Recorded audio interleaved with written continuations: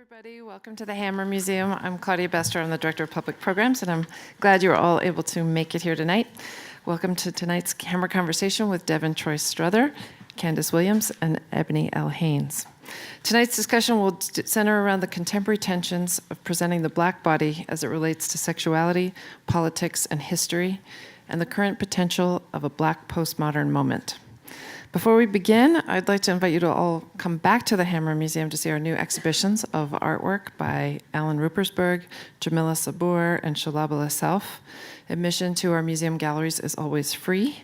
We also have hundreds of great free public programs coming up, including talks about gerrymandering in North Carolina, poetry readings, concerts, and a workshop on how to write and edit Wikipedia.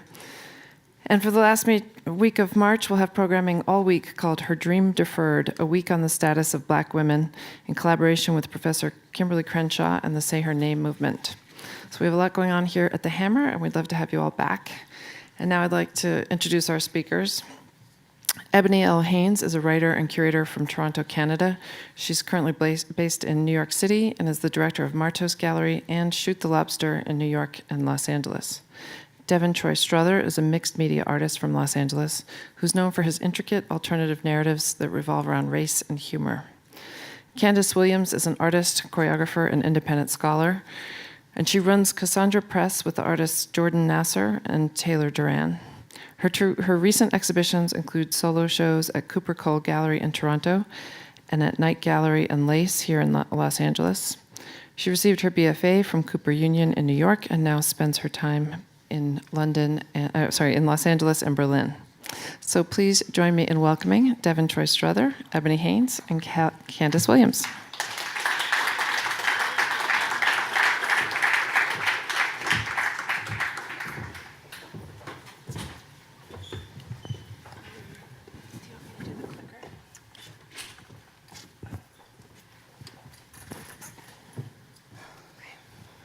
Okay. Cool. Hi. Hello. Hey. Thanks for the intro, Claudia.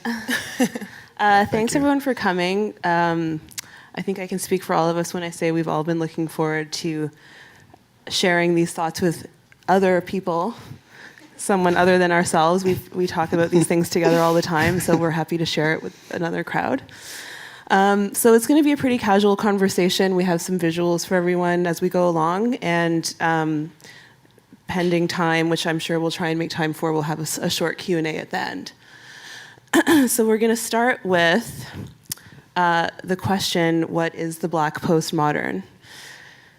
And since there's not really one answer, we're each going to propose or pontificate on what the Black postmodern is for us. And I'll ask Candis to start. And do you want to just explain this image before you begin and the text on the bottom for those who can't see it? So for me, this image kind of symbolizes maybe a past or like an origin story or something for especially the African American condition of Black bodies and representation. So I'm some sort of going through a lot of American Antiquary Society images of products that were endorsed with, especially Black children, the faces of Black children, or the faces of older Black men from the kind of Uncle Tom's Cabin period, which is sort of birthed this proliferation of Black bodies in, especially marketing, the capacity of marketing or something for the Black body. And it's what's interesting to me about it is the Black body goes from being actual currency, the slave body goes from being currency to then the image of the sort of descendants of slaves becoming wrapped up in especially marketing. So for me, the Black postmodern is this moment where we're looking at a history of degraded images, or images that have maintained our status as currency without agency, and then being sort of scrupulous and meticulous in the suspicion of all of the industries that have started, not started, but that use our images or that desire us, how being being very aware of how we're consumed. I think because of social media, compounding and condensing all these different histories and making them putting them for us on our phones really close to all of our intimate spaces, it's really easy now to sort of see an archive of Black imaging and Black representation that has been pretty much used for propagandistic purposes to control black bodies. So that's like, again, for me, I feel like the Black postmodern is this moment of questioning our image, our imaging, and ourselves as image makers, and whether or not we're sort of like creating new forms of propaganda or creating new forms of expression, or sort of still using like the black body to market another product. So like the conversations about appropriation. And just for a little background, this has nothing to do with cotton, correct? This company is a lard substitute that before 1860 used primarily white girls, like white children. So there's no reason for her to be holding cotton. Except for that it kind of resembles lard, kind of. Kind of. And that it makes her happy, apparently, and Which lard would do. Yeah. Picking cotton? Yeah. And I mean, there's so many ways where like it does. I feel like a lot of the imaging of the black body around this time is like, it's kind of entertainment in a way. Yeah, entertainment, but also dead black bodies, like we'll probably talk about later. But her eyes look dead too. Yeah, it's like you're looking into black nothingness. Yeah, I think creating images that are like racially innocent is the Uncle Tom's Cabin thing. So like this imaging of the good black body, or the like what the black body could be doing in a state of grace, like the happy black, smiling hella hard, or embracing some sort of white body or any sort of substance, or being consumed, or doubling as a consumable. Vincent Woodard has a really good book called The Delectable Negro about the Middle Passage and the transatlantic slave trade, and the sort of like doubling of all these consumable goods with the currency of slaves, from sugar to coffee to chocolate to honey, all these things that are coming to the New World to be consumed. So I feel like there's still that thing, this moment I feel like is a moment where there's a popular black voice asking about this sort of propagandistic use of the black body. All right. That's image number 1. Thank you, Candis. Is everybody comfortable? Setting the tone.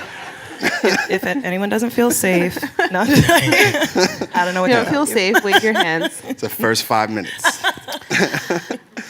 Now we're going to go to Devin and his idea of what this black postmodern is for him, or as an example with this image. So I picked 21 Savage. Recently, 21. If you don't know who 21 Savage is, he's a rapper that was from Atlanta, but now we found out that he's actually from London or from England. And it's been on the news and like in social media recently, and so that's why I picked it, because it's very current and very present about like what the black status is of today. And it kind of talks about the authenticity of what it means to be black. Of like, there was a lot of like outcry after like it came out that he was not from Atlanta. And his thing is he's a rapper. He's really young. I think he blew up when he was like, what, 18 or something? 17. And he's known from being from a part of Atlanta that's pretty hectic. And then when the news came out that he was actually from like London, everyone's like, oh, he's not like a real nigga. Like, he's not authentic. And I'm like, why is he no longer authentic? Because like, it's like before, it's like, oh, black people are, this and that, and like they're nothing but gangsters. And then like when you find out that he wasn't actually bred into like the gang life, that he like kind of came into it a little later. There's only like 7, so it's like he came over when he was 7 or 8 from London, and it's all like, of a sudden he's you not can't be banging black. like I don't know, the kids aren't banging like before 7 anyway, so it's I mean, so I'm like, also not authentically black because I'm where Canadian. I'm from. They are, no. I just don't know how he lost street cred when he came over at 7. It's like he wasn't putting in work that early, So it's just interesting to see how like, when you're raised and taught to think that like, like there's all these ideas about what the black body and what the black persona is supposed to like kind of embody, and then when you kind of go outside of that, or like the ideas change from like he's not from Atlanta, he's actually from London, and like, oh well, how does that discredit him from being like what he really is, just because he's from somewhere that wasn't heavily populated by a lot of black people when he was, but like you don't even know that. You don't know what part of, like, people didn't go that deep into it. They just found out he was from London, and they just said, oh, he's not real anymore. So. Do you feel that the non-people saying that he's not real are mostly black? I feel it's mainly white people, honestly. Because like, I feel like a lot of black people don't really care. I feel it's more of like, oh, he's not a real street nigga because he's not from Atlanta, but he's from Atlanta just because he wasn't born there. So it gets into all these like little nuances Right. about, you know, how authentic What's are you? authentic, Yeah, yeah. what's authentic. And I think it's interesting to think that like, since he's not from Atlanta specifically, that he's no longer like street credible. And like, I think that's interesting how you can just like go in and out of something just based off of where you're born. And it's still, So the Black Postmodern questions authenticity of Blackness. So, yeah, that's what I started with. All Like a right. deeper look too, yeah. Like a deeper look, a space to look deeply at that identity. Yeah. Or like it provides the opportunity, like the possibility of looking To at it, look but it criticizes beyond. it in a way that is not sound. Yeah, well, I think, but to look beyond stereotypes is, you know, to look deeply past the stereotypes that construct yourself or something, you know, like to be like what, like, because it's not necessarily just that, like it's like who makes this stamp of authenticity, you know, like Exactly. a lot of like really crazy, the performance of white supremacy that happens in so many cultural industries is like one that ties the Black body to this permanent sense of like renewal, struggle, stress, you know, like these kinds of like the image of Blackness has to be like you were banging at 6, you know, or else. Well, I feel Yeah. it's like one of them is probably Rolling Stone magazine. You know, Yeah. they're probably one of the people who are like, is 21 Savage really that savage? You know? So I think it's probably, there's so many like institutions that kind of like want to go in and figure out how authentic you are to like the very last nub of like, yeah. All right. If you noticed, we had a playlist of 21 Savage when you came in, just to set That the was mood. his work. Okay, so I have contributed this image of Dana Schutz's painting of Emmett Till in the last Whitney Biennial with Parker Bright standing in front of it with a T-shirt that says Black Death Spectacle. And I went a little more literal in the art display of Black bodies for our discussion as a curator and someone who's the director of a few galleries. Because I think the idea of a Black postmodern implies that it's a special moment for Black art makers and Black art bodies, but it's really a special moment for people who aren't Black, meaning it's a moment where people who are not Black can say, oh, there's a interesting thing happening here with Black art, but it's because it was never happening for them before. And I chose this painting. I was also thinking about the postmodern idea of postmodern being this, you know, the possibility of new forms of creativity and Baudrillard and this particular moment where images are shared, kind of like this frictionless sharing that we discussed and how things can just flow without any kind of critical engagement. And then I thought what it meant in this image, which was very recent for somebody who's not of color to paint a very difficult, people have called it a difficult image for people to look at, or something that has a very rich history for Black people, and the reason Emmett Till's mother chose to make the open casket photo and all of that history, and I'm not going to relay everything. I'm sure everyone's familiar with that history. However, my problem or my interest in the Black postmodern in this moment is who has the right to show or reproduce the Black postmodern, and do you need to be Black to do it, and what does that mean for people who are not of color?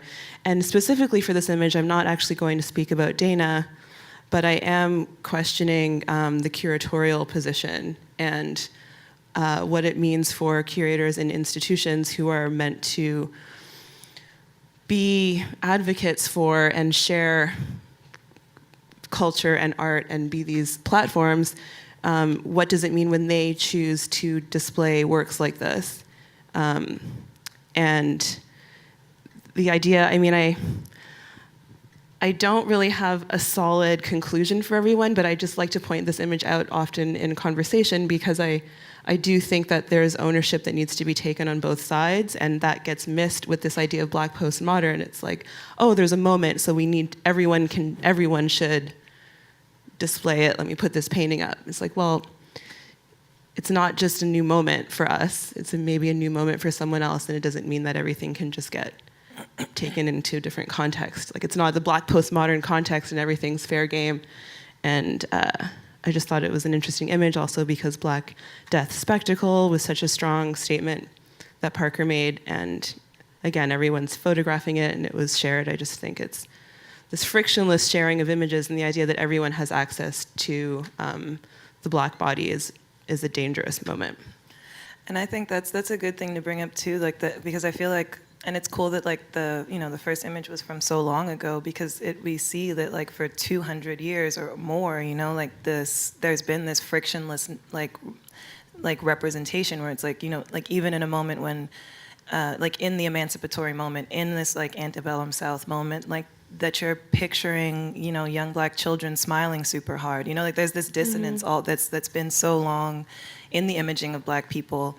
And it's always been dangerous for us, but it's always been entertainment or it's like sort of like entertainment and marketing and currency for other people, for non-Black bodies. And it's like this weird thing where I feel like we do get crushed into like the signifiers of the emancipatory project period, where like when I remember seeing this photo for the first time and being like really taken, by like being taken in afterthoughts by how vastly appropriated a lot of the language around this moment coming from Black makers, Black art makers, was appropriated to like so rapidly to other like progressive movements or progressive civil rights movements. Like, yeah, this was like around the time. I mean, the word was out before, but the word, like we were saying, woke. Like the word of I'm woke, or just saying the word woke, like kind of disturbed me a little bit, because it's like.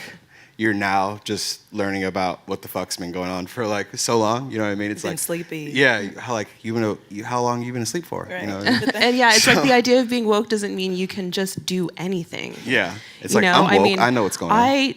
I personally don't. I'm not I don't care if Dana just wants to paint that. Like, this is my opinion, But somebody. I mean, she has a studio. She's an artist. Everyone who's an artist, I feel personally as a curator, has the right to make work they want. That's your right as an artist. It's your practice. But when somebody goes in and chooses to show it because they feel woke in a moment to put it in a conversation with other things in that room, that's also your choice. But just there needs to be some more criticality around it and allow room for discussion and not just put things up and leave them for people to take out of context. And then to even step further out of that frame, to have like an art show sponsored by a bank, that's in a history of art shows sponsored by banks, and then to have the content be, to like also liquidate the Black body again into content that's purely scintillating, right? Like it's like there's always going to be a controversy around. I mean, I feel like the artist who did the big lynching photo with the lynched body gone. The artist that did he made a photo of this really. I feel bad for not knowing his name, okay. but the lynched body is gone from this like famous photo of a Black man being lynched by a crowd of white people. And I don't know, just like sort of like just from the lynching photography exhibition. Yeah. And just like that, there's a lynching photography exhibition. You know what I mean? That there's a like museums. The first museum of African slavery is from like this like last 2 years. But there's like these images are so important historically. Like Emmett Till's image has been important. Like it's not that and then Dana Schuss made it re-important. Like, and then it's like who. This is another moment of wokeness where this all kind of trickles down into equality and visibility and institutions, and I mean, a lot of other areas, not just art, but, become more aware of having to hire more people of color, or, Gucci has to have a round table after they have the black turtleneck incident. It's like there has to be a moment where everyone's like, oh, actually, we don't have anyone who can speak to this. And maybe that's, it's not just that we don't have art in our collections, it's that we don't have anyone to tell us what it means, what that experience is. Yeah, and I think that's really the takeaway now, is that we're like being asked to work for the art, for the cultural industry, or being allowed to work in the cultural industry versus being like invited. But it's kind of messed up that calling it the post-Black The Black or the Black Postmodern, wrong moment in time. That now it's okay to just, that also, I think, I'm just speaking personally, where there's this little bit of resentment in people of color in the art world and a lot of other industries where you're like, oh, now we're supposed to feel happy with this affirmative action. You hire a couple more people and do the Black show. It's But also, then you're it's also also like, February great, too, I can't so. wait for these Black artists to have a show. Yeah. See, but that's why I think now is the Black Postmodern moment, because we're on this panel right now also. You know what I mean? Yeah. Like, I don't feel like the voices, like I feel like the modernist moment is that Sarah Bartman moment where it's like anybody in the cage is just like happy to be like at MoMA, how dare. Like I remember being in school, really one of the most traumatizing experiences of all art school was going to Kara Walker's retrospective and not only seeing Black women bust in from the South, because it was like the first Black woman's retrospective. This is why it's fucked, like Well, we they can't bust people translate. in for that? They bust like old Black women. We're like, and like they like to see their experience of that work and be shattered. Like walking behind them in tours where like young white gallery workers are like, and this is like this nigga's runaway, and these old Black women being like, what? Like I'm offended in this moment, and I traveled to be offended, and seeing that art offers those very tense and like very stressful moments for Black producers, and like where, you know what I mean? Like we serve as sort of like emancipatory emblems for our people or for our communities, and then we know the Bojangles song and dance of like the Black modern, to kind of like grease the wheels, speak the right upspeak, do what we need to do to be like whatever successful in these industries. But now we can actually do. I feel like now we get to like talk about that. We can acknowledge it with a little bit of pride too, I guess. Yeah. Well, that kind of this game that we play takes us into the next question, our second of third question of the evening, which is how do we see this moment affecting our work, or how do we see it playing a role in all of our practices? So I guess just coming off of talking about the curatorial context, I've just used one example of my work, which was a show I curated in 2017 called Invisible Man. And it included the work of Torkwase Dyson, Coyote Ojo, Pope L, and Jessica Vaughn. And I just have one installation image, but it was sort of a moment for me personally as a curator. I was the new director to Martos Gallery. We were opening a new space. It felt like a very Black postmodern moment in New York, where galleries who had never shown Black artists before were picking up artists all over. Left and right Black shows, new Black people in galleries. It was positive, but also felt very wrong. The Black market, the art market for Black artists was just spiking, which it felt like it was for the wrong reasons. Because then you're actually seeing Black bodies for sale again, because there's this, everybody wanted the figurative painting. We'll talk a bit about that after. So and again, this is something that's not resolved for me, but I'm just happy to share it in this discussion. But I do grapple a lot with how to, I guess, sort of, shuck and jive a bit, but also try and make strides going forward. So all of the artists in this show are Black, and I tried to create a show that had the sense of the Black body present, but the invisible body. So there are bus seats on I'm gonna use this little pointer.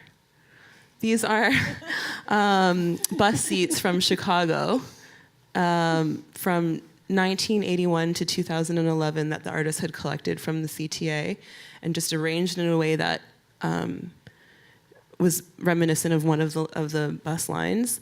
This is a water fountain from 1962, and it was actually a white, traditionally like a white fountain that Pope L found and repurposed, and then it would drip water down into the floor every 2.5 minutes. And this is a couch from Coyote that was just turned up right. You can't see it, but there's a sequin dress draped over it, like somebody had just come home and thrown their dress over. And these Torkwase paintings there was 3 of them, and they were comments on the Dakota the Pipeline, and they were I guess it was about water and the movement of people and organization and people organizing. So this was, there's also a water glass just back there on the back wall from Popal. So it was like things that you could feel the body is present, but is visibly not there. So there wasn't I'm not going to list a bunch of artists, but there wasn't a collage of black bodies on a painting or a mural. And for me, it was very important because I also felt like I was on display as a black gallery director. I mean, there are 3 in New York, I think, 4 maybe now. Maybe 5 now, actually. I don't know. I mean, it's enough that I can go through the names in my head right now. So it does feel like, it feels, like important work. So I wanted to do a show that was special for me. So this is just an example of this moment where I feel like I need to grapple between showing work that is important, but not maybe as expected for this Black moment. And I'll ask Candis to talk a bit about some of her work. Well, yeah, so I think this was like work I made in 2016, just coming back from Germany. I lived in Germany for like 12 years, for most of my adult life. Like I left here at 19 and came back at like 32. So yeah, like for me, really important to like being a part of the conversation, coming back with other Black makers and especially with other Black artists about like sort of like how we represent what we represent, how we're consumed. Was it took a year off of representing Blackness, period, and like and I focused on sort of picturing whiteness, and this is from a series of collages from Soft Colony that feature only white femme bodies. So I was just sort of like thinking, except for that little adopted Black girl, that's one of the she's adopted from she's one of the like, what are they? Is that one of the? Like the rich. Sex in the City. She's on Sex in the City. One of the dark-haired white girl, the brown. Oh, it's her adopted daughter in real in life. the show. Oh, Yeah. in real life. Yeah. In the show. In real life. Oh, okay. Yeah, I think in the show she also Charlotte. has- yeah. So yeah, Charlotte.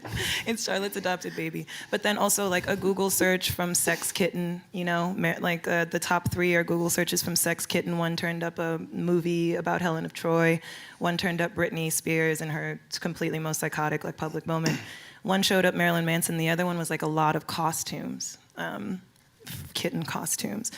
So yeah, like thinking about the Venus of Willendorf and this idea, like kind of like Western European idea of the epitome or the usefulness of like the feminine and how it gets liquidated into white cast, a white kind of cast of the feminine, was really important for a while. But then yeah, it gets.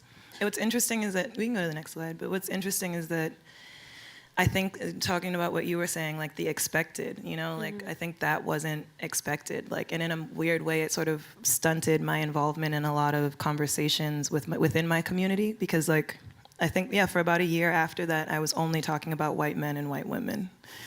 Like in a really important political moment, it felt like for my community, which felt important to me because like the actual space of the art world is very white. So I felt a kind of like shield in that.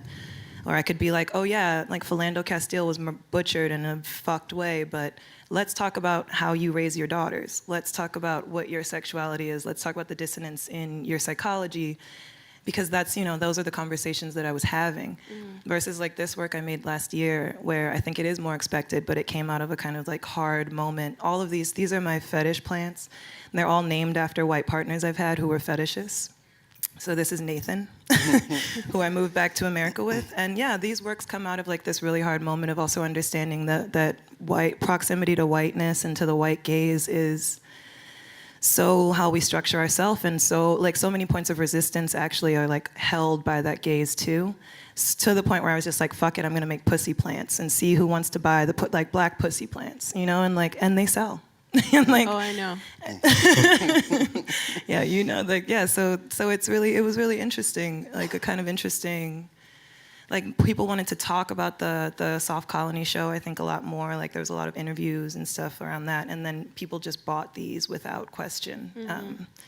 So yeah, I don't know, again, no answers, but like just thinking We about don't have that. all the answers. Just There is no answer, here. this is There a is no proposition. But I do have, we'll get into it with Devin's work too, but a big question I have all the time for artists who make work that really have the black body on display and sexualize it, or stereotypes of the black body, and then it gets purchased. I mean, I used to work very closely with the artist Pobel, and one time I was at an art fair and I had this big painting that said "Black people are shit," and it's like, what do you say about the person who is going to buy this and hang it in their living room? I mean, I have no doubt. I mean, I hope that they really love the artist and the practice, but I don't know. They're going to have this painting a in their giant painting house. that says. That's what I think about with Devin's work all the time, which was why I feel like it was really important for us to talk too, like because there's so many ways where like I feel like that's the thing that's the rub, right? Is that the Black body gets to keep being currency because the systems of patronage haven't changed, and the economic structures of this country haven't changed. There's no actual reparative structures outside of the entertainment industry for Black bodies actually to like progress in terms of class, like. So in mass, this kind of authentic Black ether is largely still incarcerated, uneducated, and I mean, I've been still performing, and I'm reading a lot of Du Bois right now, so that's. I mean, I'm excited to hear what Devin has to say about his works and his Black bodies being purchased. But I mean, talk how you will to what the Black postmodern is for your work. Oh God. Okay. So I paint. My paintings kind of consist of. These figures that resemble Blackface, and they're representatives of Black people in the paintings. The way I arrived at the Blackface in the work, I don't know how relevant it is to like what I do now, but it kind of came about just trying to figure out how to depict Black people in a painting, and to convey to the viewer that you're looking at a bunch of Black people doing something within the image. And that's kind of, and I just wanted to figure out how to present Black people to the viewer. And when you're in art school, they don't really teach you how to paint Black people because most of the models a lot of times are white. So, and painting Black people is a little bit more difficult too because the highlights are a little bit different and everything's kind of backwards. So, yeah, it's just a lot harder to paint Black people. And then it's just like there's a lot more choices, and it gets really.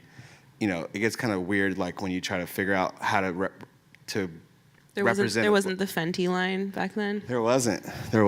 This is like 2008. And you didn't just go for straight Black. So. I did go straight Black, but then it looked too much like Kerry James Marshall, and so I had to give him red lips to like change it up a little bit. I had to give him a highlight, and so I put the red lips on. And then I looked at it, and I was like, oh, shit, I made a gollywog. And then I went back, and I was like, I'm just going to give these niggas blue eyes, Because then they're African-American because it's white, red, and blue in the face, with the black all around it. So you got African-American. And then so I just went off of there. And then, and like I knew that the work was going to have this conversation about minstrels and about the appropriation of just Black stereotypes and how you're going to use that, and also language too. The way I kind of title my paintings has to do with like a lot about like the way, not the way all Black people like interact with each other, but like definitely the way that some Black people that I grew up with like kind of talk to each other, and like a lot people within our generational bracket talk to each other. So. I'll have a painting called, I'm not exactly sure what the title of this painting is, but it would be something on the lines of like 81 niggas on Lennon or something like that. And then, when someone comes to buy the painting, and then my gallerist would be like, it's 81 N-words on Lennon or something like that. I'm like, nigga, just say the word nigga. It's like, it's, just But then spit that's it a out. good question. That's what I mean though, by like when an artist makes something and then it has to go into the hands of someone else. Do you expect people, is it almost like a play on it? It goes back to the same thing. It's like, do you say the word nigga when you're in your car singing along to like a rap song? Do you say like the whole thing, or do you like bleep yourself? That's Me? what I love. No, like in Like general. white people. I mean, Yeah. do you? I don't bleep myself, Okay. no. But that's what I love. That would have been I don't interesting if you censor did, though. myself. No, I don't. But I mean, That's what I love about this work. What I feel, this is my take, okay? And I'm sorry if I'm projecting too much onto this work, but No. I love you and your practice, and when I say something to you like I don't want any nigga paintings, Yeah. it's because I think I feel like I know that you're smart, and you might be playing with it, which is like what I'm saying when I'm curating something, and I don't want to put, even though I may really like, you know, like Shaba Sel's painting, I consciously choose not to put it in a particular context that may just all be black bodies, because I don't want people who are viewing the show to think that's what I think black art is. Even though I respect those, you know, that artist and many other who do figurative work, but I think you might have the word nigga in your title because you know people are going to have a hard time with it. It makes people uncomfortable. And you want them to say it out. You don't want them to bleep it. But do you really want them to say it? I mean, do you want that's why the white gallerist to tell the white collector that here is your 81 niggas on linen, and then they have it in their house, and it's beside black people are shit and 81 niggas on linen? Like, is that kind of a joke, or is it a serious? You know, I'm not saying a joke is bad. Maybe it's about having fun with this moment we've been giving. Why not just have fun with the moment? Well, I mean, I feel it's just part of the performance that we're kind of expected to give.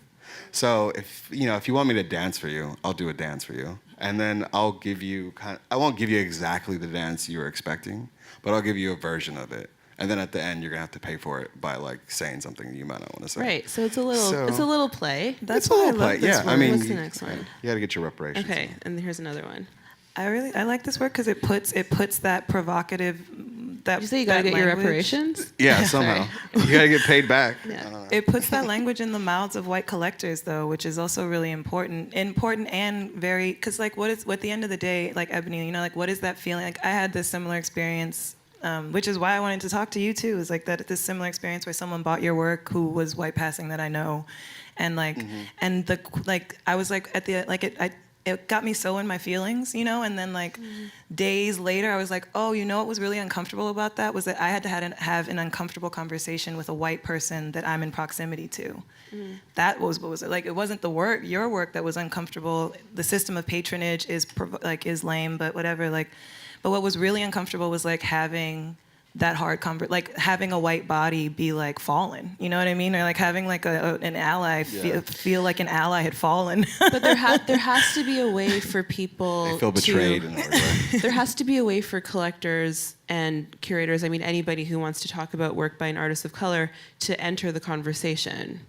You know, and I think it's just how do they enter it though? And but like, that's what's interesting about this it? Moment. You know, calling it a moment. It's that it's not a moment for people of color. It's a moment for everyone else around the exactly. around it. Black so bodies. yeah, so you know, I'm not saying the only people who can talk about and collect and curate art by black people are other black people at all. That's not what I'm trying to say. But it's almost like there's ongoing resentment that still exists, so we're not jumping on board with the moment too quickly or something. Like I think it still feels wrong. Why I feel it's postmodern is that it really feels like the audience is doubled, right? Like we used to just be fine with staying in our lanes audience-wise. We're like like white, like roots, you know what I mean? White people be like, I don't know, and black people be like, it's our history, or, you know what I mean? And now we kind of are looking the Kunta Kinte scene every Easter, you know what I mean? Like, but now they're like, I know what happened. Yeah, exactly. Now I'm they're woke. like, I read White Fragility. Yeah, I get it. You know, I'm woke. Like and so we're like this Why does woman. everyone always use roots as the example? Because though? it's so dark. And it's long as fuck. And it's on Easter. It's every long, Easter. too. It's It's the like 10 8 hours. Commandments and Roots. You have to watch It's that shit so all hard. day. Consecutively. You have and to with watch your it. family. Yeah. And somebody always makes the Kunta joke, whatever. But this moment of looking, Bracha Ettinger talks about witnessing, and it's like a concept that I really love, about like how we engage in especially these castration traumas, you know, like the trauma of slavery or whatever, that we can like finally, I feel like, witness its repercussions. Like we're all with white people looking back. And that's what's really dark, is that white people have no language for discussing slavery, and white people have no language for discussing the moral imperative around doing right or not being racist, you know? Like you end up getting like all these more racist reasonings for buying black bodies than like a kind of look back on history, you know, like looking together back on history. But I do think. But do you think that relies on the maker to have to like Totally. to present like what part of that they should actually be aware of? Like, you know, And like, to care. Like you can't care about everything you do and how it's going to be but seen. do you care about like, I don't know if I Also- care about every single person who buys. Totally Like not. I don't, like I can't, I mean, I gotta eat, so I can't rely on every. I mean, that's person to be a another good major person. thing. It's like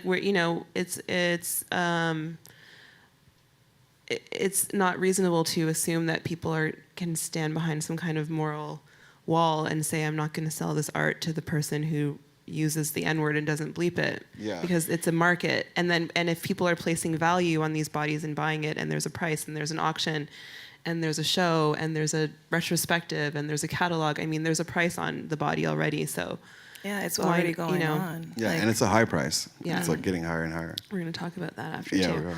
We're going to play just a few clips. Both Candis and Devin have awesome video practices as well. We're not gonna play all of this Performance over. practice. We won't play all of the clips, but we're going to play a little bit of it for you to see.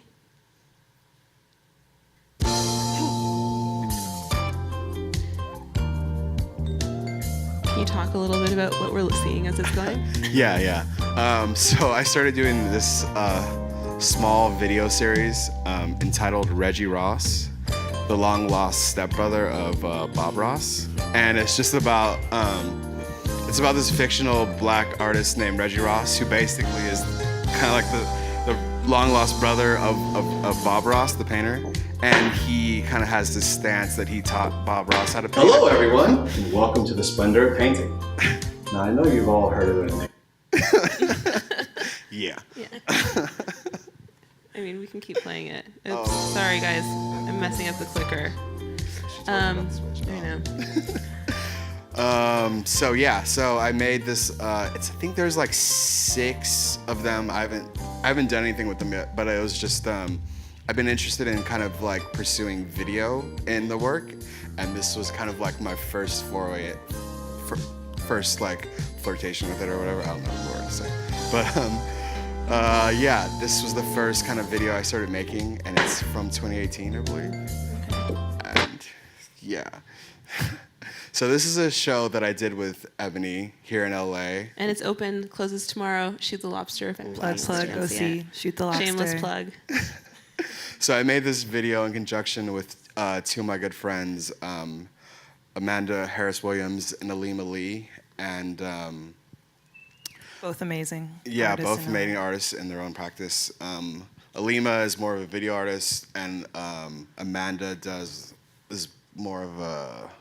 She does lectures. thinker. You have the a word thinker. witch across your forehead right now in the projection. Sick.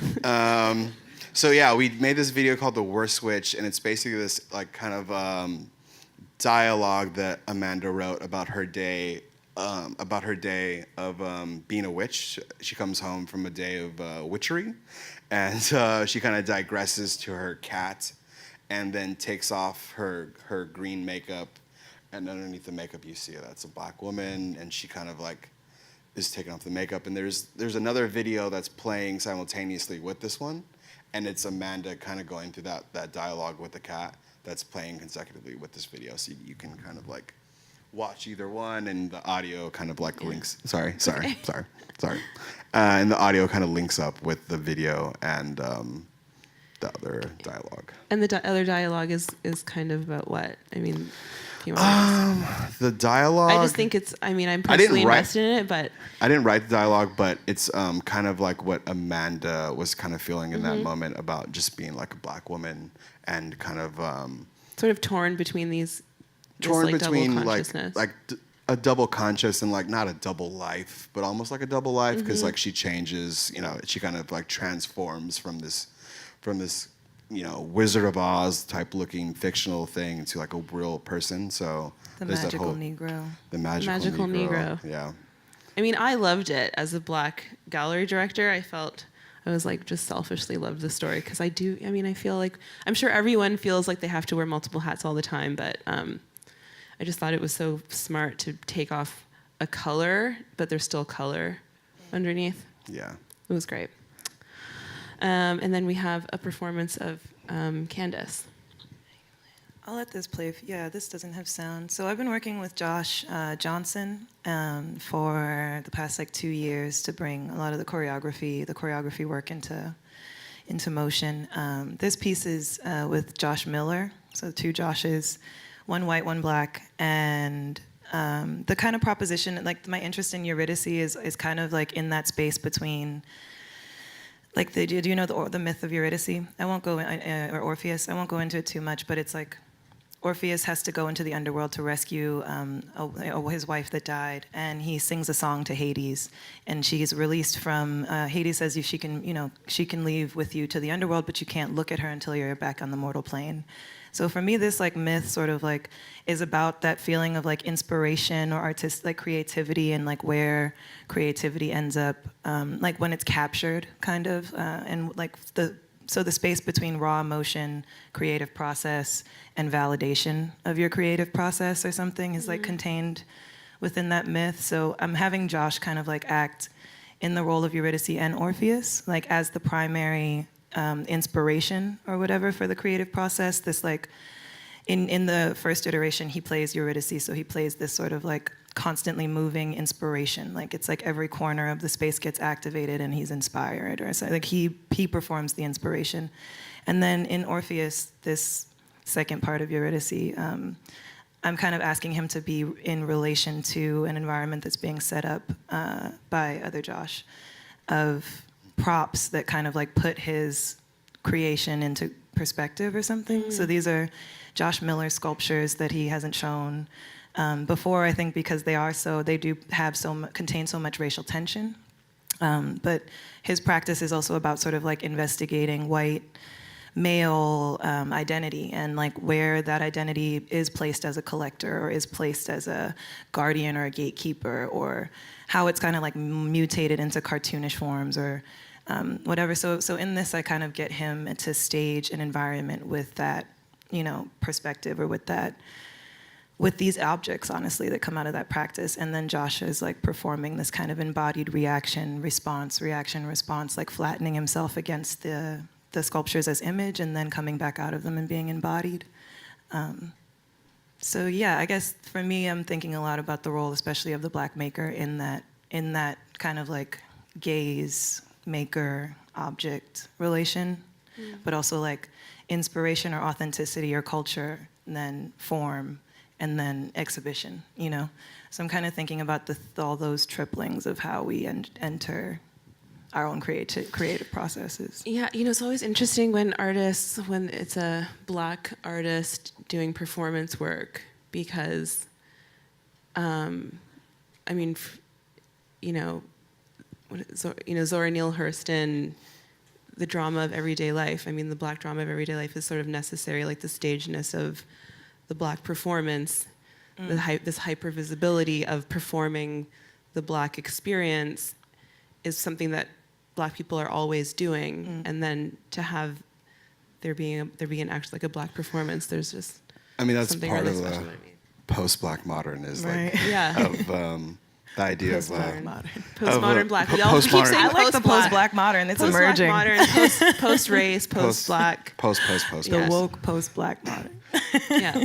But that's another kind of a good aspect of post-Black modern is like the continuing performance that happens, and like how when how Black culture is American culture, and when you go abroad, like, the first thing that people kind of associate with American culture is performance, and that, whether that be Beyonce to Michael. Yeah, Yes, to- Michael's a god in yeah. Eastern Europe. It's so wild. I think, Jackson. did you choreograph all that? Yeah, well, that's again to talk about Josh Johnson's practice. Josh Johnson is a hugely multifaceted, talented performer. So with Josh, I only actually give Josh constraints. Okay. So you just tell him what he can't do. And also going to this kind of in the break, like this Moten text on Black performativity and how it is this kind of constant improv, that you have to be like twinkle toes On your all the toes all the time, time. and stepping around all these sort of like spaces that are laid out. So so working with Josh is amazing because I can give him context, and then context and space, and then he's always improving. He's improving within the movement. So yeah, we're working now on then the last part of this. Oh, also plug. We're gonna do this with the LA. We're gonna screen the entire opera at with the LA Opera in 2020 at the Hammer. January. Yeah, January 2020.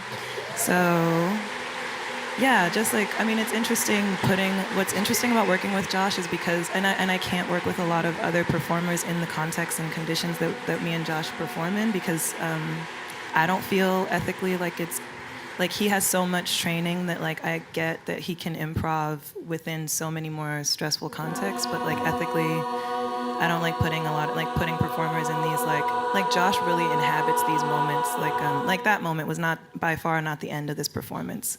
He got on his knees and looked up at this light, and people just started clapping. You know, I think other like 3 times even in this performance they ended our light early. So like other performers would just melt under these conditions, I think, but Josh really can play with and pull out like the hypersexual gaze. He can pull out the gaze that's, you know, hyper soulful gaze, you know, like he can pull it out and then really manipulate it. And that's what I love about working with. I love that about working with Josh. That that's my little brother actually. But this Beyond Nothing. I worked with Alex Jang Hung Tai on the Eurydice, the first Eurydice. We've just been in dialogue for a really long time, and this was Alex's concert in Montreal, and we staged the opera inside of the concert. Or a stage part of the work inside of the concert. So this was the first time I used 2 black bodies in a performance. And yeah, just so much pandemonium ensued. It's like, it is still hard. It feels like a volatile thing to ask of a person to be my material, you know? So it's important to keep improving with Josh, I think, so that I'm not making the black male body into material, but like instead causing other people to understand their material or physical reaction, you know? And do you guys feel that way when someone else asks for you to be involved in a black performance, like maybe this panel or a show or a video? It's February. Or February, you know, something. I mean, Feel does like it you feel? can't say no in February for some reason. It's been so dark. But I mean, that's a question though. I mean, you know, it's good to be able to have opportunities to do things. When do you say no if you feel like, is there a violation that happens? If it's, you know, if you're asked to be in a show, maybe that's a different question. Maybe that's a different conversation. I can maybe speak to that a little bit. Like I feel like, because I think living in Europe for so long, I really I missed my family in this really intense, very like affect. Like I know that's me. That's like not Candis the black woman artist. It's just Candis. Like I left home early and then I missed my family. And like kind of coming back, I do have this feeling like when I'm asked by other black makers to be a part of these panels, I kind of just like in a way where I'm like, fuck, I've been gone for a long time. Like I'll jump in if other, you know what I mean? Mm-hmm. And talk through the difficulties. Like Okay. that's worth it for me. So if I feel like I'm being like fetishized or something by a certain community, I will have that conversation even if it's hard. Like even if I have to go be the unpopular black opinion in a room full of black people, like that's important to me. But like the fetish stuff, like I've lived in Northern Europe for like 10 years. I'm like at the end of my line being fetishized. So where it used to be like maybe fun or glamorous or like. Do you think that time in Europe like kind of like bred that though? To you want to like to have that hunger to want to go and like kind of like immerse yourself in these situations where it's gonna be probably like a little controversial and a little. Honestly, it's so much harder to be here than it was there. Like I remember fleeing Cooper Union because of how sexist and racist. I hadn't lived outside of black space before. Like I'm from Baltimore, so moving to New York and being at Cooper was like the first time I encountered white art history, or art history as like a kind of white cultural industry or supremacist cultural industry. I won't say because white's not inherently bad, but a white supremacist cultural industry. Yeah, and it was heartbreaking. It was like actual heartbreak. I remember feeling so depressed, so mortified, and like and having like 6 other black kids in my class and having each of them go through that heartbreak and be like, you know, the last 2 standing or something. Like I just was like, fuck it, I'm out. Like I followed James Baldwin to France. So I didn't not have a black community in Europe, you know? Like I had a strong black community. It's interesting though because you left one place to go to another place that's probably has more white people than where you left from, you know, but you're more appreciated there. Not all the cultural assumptions. Yeah. Like, what about when you were in Japan? How was that? And you just had a show in Sweden too. Like, how was that? Well, I'm about to have one, but we'll see how that goes. But In Japan it was interesting because we were there for Halloween, and it was Halloween. Oh God, I know this story. Yeah, and people dress up as they do on Halloween, and we came across a whole gang of people that said they were from Okinawa, and people from Okinawa obviously have a little bit darker skin because they're on an island, and they're in the sun all day. So their skin was browned up, so they had this like brown makeup on their skin, and they had ukuleles and like little fucking bowl haircuts, and they were like singing these songs, and I was with a group of friends, and they're like, oh my God, they're in blackface, and it wasn't quite blackface because it was brown, so it wasn't like black, and they didn't have the red, but I put it on my Instagram, and people started freaking out of like, oh, this is so racist, this and that. I was like, they're from Okinawa. And I saw way more flagrant shit out there. Like, there was dudes dressed up as pimps that I thought was way worse than the dudes from Okinawa. And they even have on blackface makeup. They just had like a big afro and like a... And I was like, that's way worse than the dudes on the ukulele. But yeah, I mean, the whole idea of just putting black... Actually, I was reading this thing today, and it was these performers down in New Orleans who do Mardi Gras who wear blackface makeup, and they were saying how blackface makeup, wearing black paint on your face is not blackface, and that's what they were saying of just because you put paint on your face doesn't inherently mean you're talking about the whole history. It's dissonance. Yeah.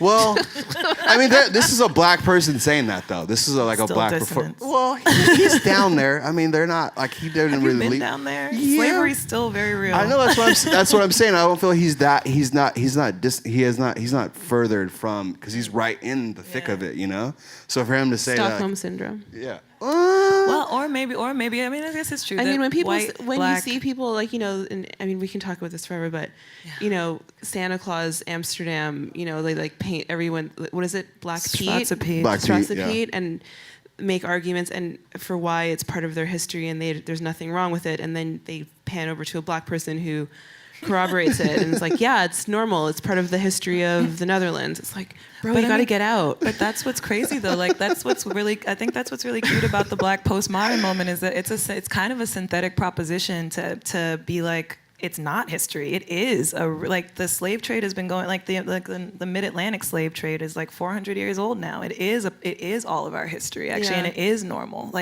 Like anti-blackness is the norm. Like white supremacy is the norm. Like these images are how we all collect our cultural and identity, structure ourselves. Like misogyny is current. It's like it is our history and it is our present or something. So it's kind of a synthetic proposition to be like when I was back in Northern Europe, it was interesting. Friends from America would come visit and be like, "There's no black people here," and I'd be like, "Why would you think there'd be black people on this island in Sweden?" Yeah.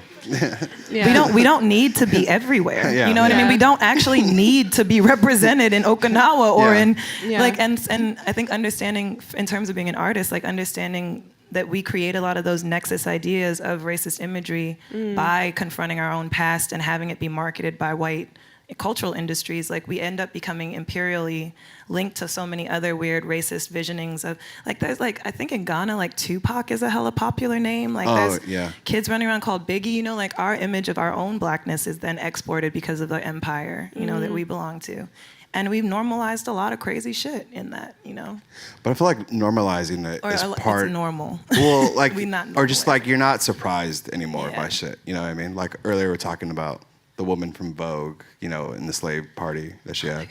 But I wasn't that surprised when I read it, because I was like, oh, what's her name did that too? Paula Deen had the little... Yeah. So... and the Katy Perry shoes. Yeah, so it's just... Every week it's just what's new? What's next? That's what... I mean, part of the post-Black modern is to be able to be on this panel and to talk about it and dissect it and to try to figure out what are we actually living through right now. Right, and I think to have also a museum like the Hammer be look, come talk about it, you know, like, because that's what I really like about Robin DiAngelo's White Fragility essay, is that she talks about like this kind of like the toxicity of this notion of being the first, you know, and like if we like rewrite that history to be like white people allowed this black person to do ... you know, to like really be clear about that, like this is not an institution that doesn't have a history of exclusion.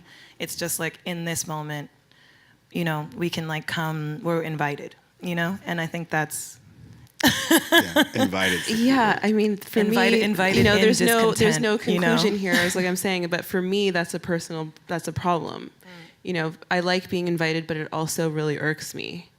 And as somebody who does the inviting, I'm conscious of it, and you know, I keep couching all of my statements. I know I'm not trying to make a conclusive statement here for anyone that you don't have the right to have your own kind of practice if you are a curator or a gallery director. I'm not saying that there's one way to do it. I'm speaking about my practice. You can tell I've been attacked on this before. But that, for me, that is a problem, is just the invitation and extending the invite. It's like, who has the right to invite me to speak? You want me to go and curate a show here because you haven't had a black show yet, or you want me to write on Wangechi Mutu's work because you want a black woman. I mean, it's, you know, and it's things that I may be interested in doing, but I have a hard time with maybe the way the invitation is extended. I think I feel the same in so many ways, where like the punk in me just can't stop saying fuck you. You know, like no matter how high from whatever high the invitation is, the punk in me is always like, fuck you. But like, we love what we do, and I want to do those things. But I also, you know? I don't think that should fall on us. Like I think too much of white supremacy, like this kind of like structure of white supremacy and affect ends up crushing all that responsibility on the black maker, the black body, the black subject, when actually like, we have never had a reparative justice movement, a successful reparative justice movement post-slavery, and that's the root of all of our dissonance in terms of white supremacy. Is like, if there was a median income and black people weren't actually disastrously impoverished still, that would make a difference in terms of like how we could organize within space. You know, like if there wasn't red line real estate bullshit happening, if we weren't like largely incarcerated, it's just like the quality of life for the black citizen is still not where it should be for us to like even, you know, for us to do a real inviting, right? Because we don't have a home yet in this country. So like, that's what keeps throwing me back to the propaganda thing, where I'm like, every step, every black representation, and this is maybe really pessimistic, but like, I'm just like, representing the black body right now is putting bullets in the gun in a weird way, you know, like, because it's... You're just segued into this, into the next image when you said you're being a bit pessimistic, because the final question of the evening is this an optimistic moment? The postmodern black moment. So again, this is it's a question that, you know, we have no clear. I think we all will answer separately, and then we'll welcome your questions. But so we've chosen this image of Kerry James Marshall's Pastimes from 1997 because it was bought at auction by Diddy for $21.1 million. Which was at the time the highest fetching price for a work by a black artist, and you know, it was like 4 times the amount that Kerry James Marshall's painting has ever gotten. This was last year. So this is what I was sort of alluding to with, and we were all talking about the commodification of the black experience. I mean, this was purchased by somebody who is another kind of commodity of the black experience. But you know, there were quotes at the time by people saying, "Oh, Kerry James Marshall is finally recognized for the artist that he is," you know, and that just makes me feel weird. Like, you know, this moment, everyone's recognized this painting from 1997, and we're proud that Diddy bought it because he's a black man with money At auction. Literally recognized on the block. And you know, makes these gestures, these comments about wanting to have this painting in the right hands because it shows this kind of beautiful quality of black life. You know, somebody's golfing, someone's water skiing, like it's not this impoverished scene. And I mean, that it all just feels a bit weird to me. A little history of this was purchased for $25,000 originally. It actually, you know, our Whitney reference earlier, this debuted at the 1997 Whitney Biennial. So is this an optimistic moment? Am I gonna go? Okay. Sure. I don't know how. Well, now thinking about it and looking at this painting, and thinking about just like the fact that it took another black performer to kind of rise up and buy this painting, and it was kind of like a status symbol for him to buy the work, because it was like, a black man buys work for 21 million.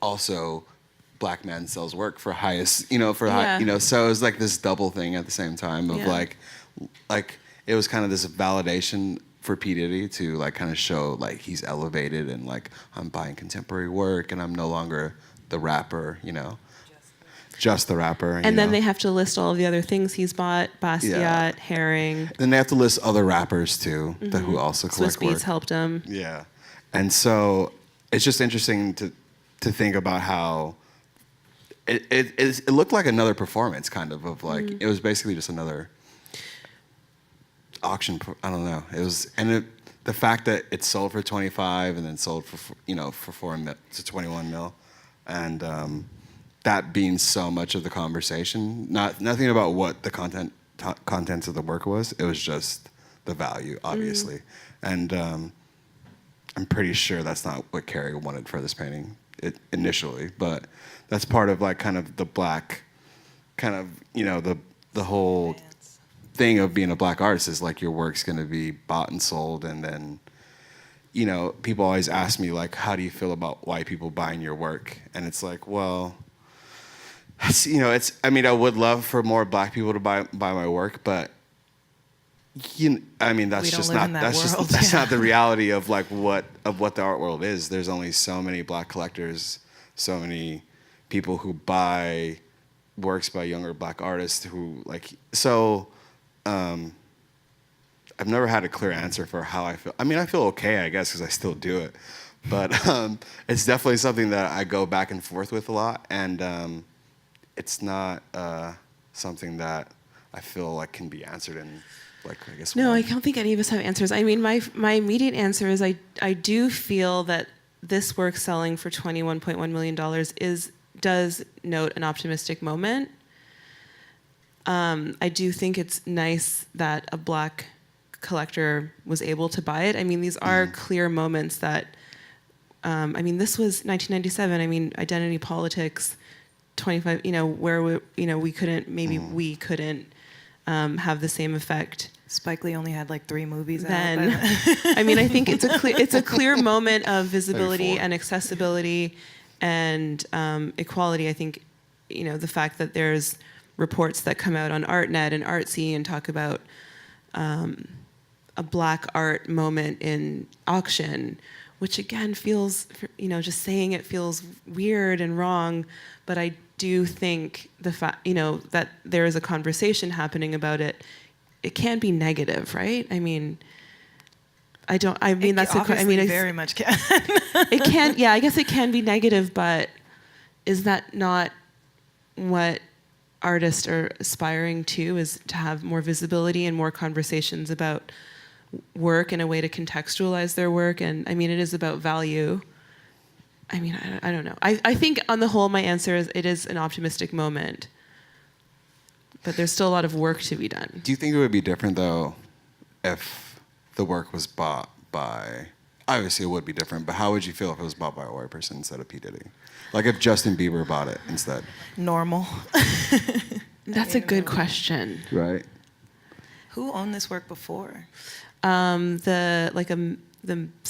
institution in Chicago, not an art institution, like the Metro, I think like the Metro Authority of Chicago or something. Like it was in public display. Does anyone know the correct answer to? Library. Okay. Thanks. If a white person bought it. A famous white person. Like if Katy Perry bought it, how would you feel? Wearing the Gucci sweater. In her new slippers. I mean, on one hand, I hate. Of course, I would think it's disgusting. We would all be on like, one hand, we'd be "Fuck disgusted, this." but also like, black man, get your money. I mean, that's not going to him, but it increases his market. Yeah. I mean, artist. I mean, he has the right to a career, and unfortunately, dollar signs are a huge part of that. And although it would be nice to not have to equate value of work with the art market, which sounds kind of sad. I mean, just the reality is, artists, you need to sell work, you need to create a market, you need to create a demand, and Yeah. I'm happy for him that this happened. I probably would feel different if Katy Perry bought it. Yes, I mean, but I mean, on the optimistic with work still to be done is my answer. I'm split. I'm still split. Like write down kind of both of you. Like I feel like this painting is like a really important moment because for me it's just like if systems of patronage don't change, then I feel like Black artists are going to be constantly put into this double bind. So it's the same as the kind of issue of like Black Lives Matter and reparative justice. Like until structural change is made, that like gives the Black life period more value or like more meaning or more sustainability or more like, just a general worth, until we like structurally sort of start reparatively protecting Black spaces and bodies and economies more, like it's just gonna always, the question of representation will always lead to a dissonance, right? Like, which is why I think I'm more on the optimistic side because it's Diddy. right.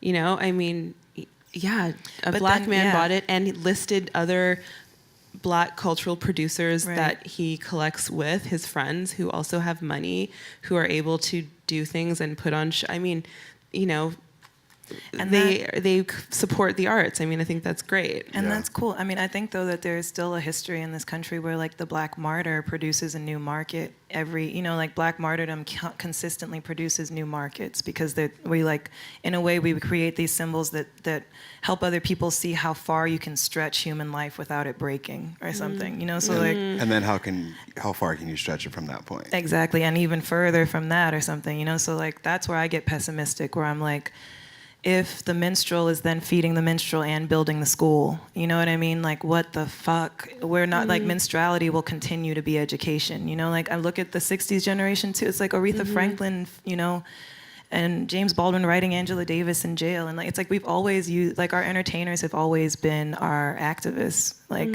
from the first minstrels, So, like, this way of extracting money from these industries, extracting large amounts of money from these industries, it's like the sort of, it's like, that ham-fisted thing of like, we I don't know, it's like it's equal to the need or something from within the community. So in one way, I feel like a Black blue chip would be the most optimistic.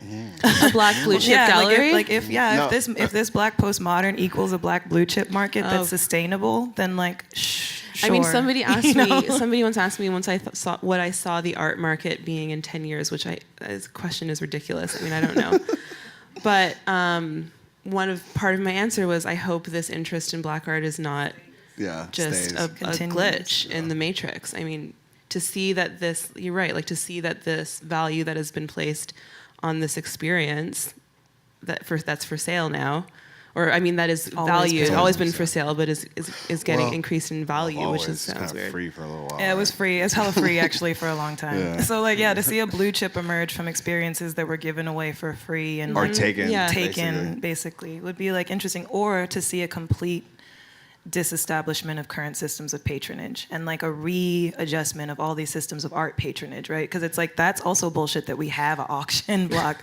The banks that, I mean, a lot of the conversations about any political, all of our American experiences are like, we're doing grassroots stuff in a thing published, like a thing supported or funded by a bank, or a financial institution that's fucked, or an environmental agency I think that's crazy. that's not gonna hapen. Yeah. But too often. That's that's why I'm very optimistic. optimistic. But I do think, why don't we open? Do you want to open it up? I mean, to hear, is anybody? I just want to give. We can continue talking, but if anybody would like to ask a question or even just comment or add something to what we've been discussing, we encourage it and are happy to hear what anyone might have to say. Just a quick question. Devin, I think with or just this talk kind of connects back with maybe like, I forget if it was Chinatown who was using your like Blackface logo, No. or if it was some random other dude. No. It had nothing to do with Blackface. I appropriate character. certain Black certain things that are associated with Black culture. So I like to rip off brands like Nike or Jordan or some shit that like people automatically associate with like Black people. So there was this guy who basically I don't know. I was talking about this while I was sounding like very fucking vapid. I just did something and someone copied me, and I was just talking about, you haven't taken enough, and it was like, it had nothing to do with blackface. It had to do something more with the Nike swoosh that I like appropriate in my work. Neither images I own or make claims to owning. It's a little too trivial. I don't want to get into like streetwear shit on this at the Hammer.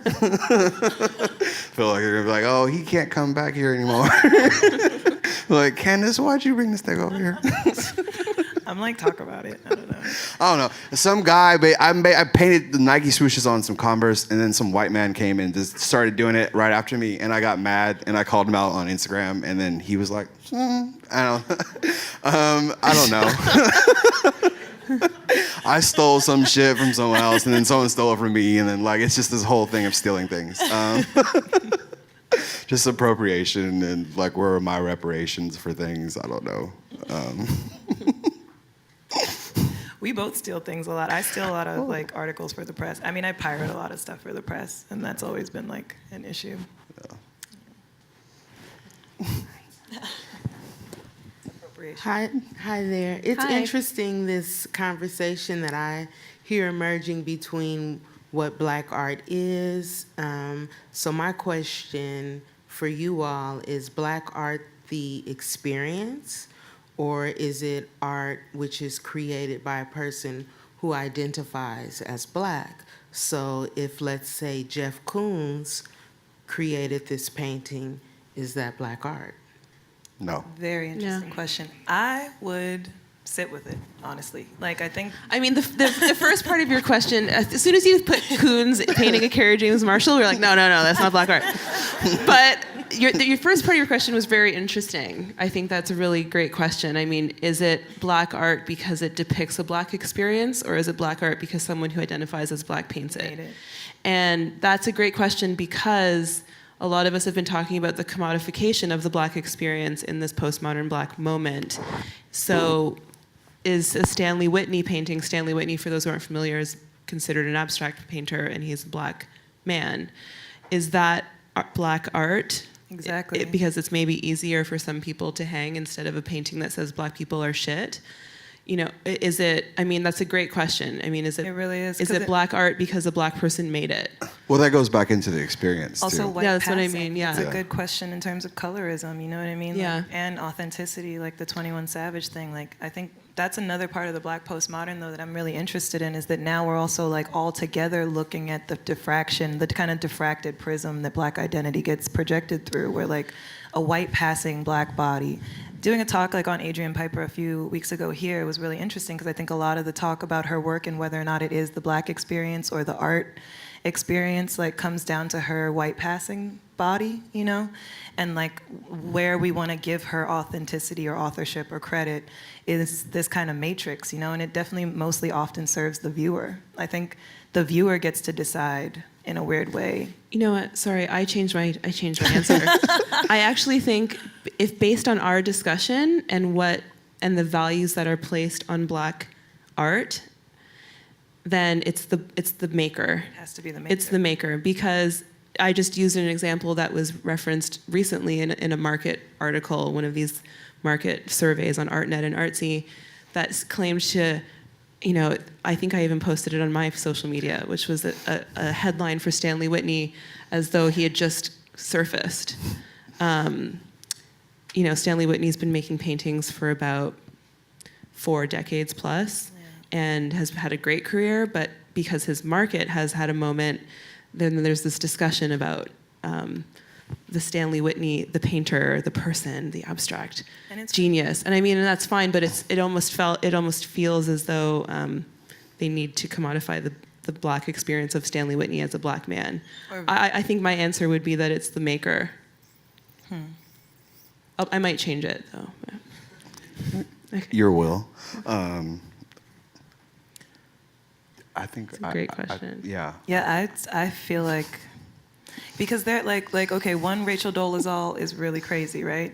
But like, what would a coalition of Rachel Dolezals look like? Like 12 of them. What would 800 of them look like? That's You know a what I lot. mean? Like, Yeah. and what would they do to the discourse on the degenerated black image? Like this, like I think about the tragic mulatto or the image of the tragic mulatto, and especially of white passing black femme bodies a lot in this discussion. You know, because like it is this sort of like, and this sounds really fucked up, but it's like soil or seed. You know, like, and I think to like Yeah. go back to this kind of instance of where you create from or what experience you create from.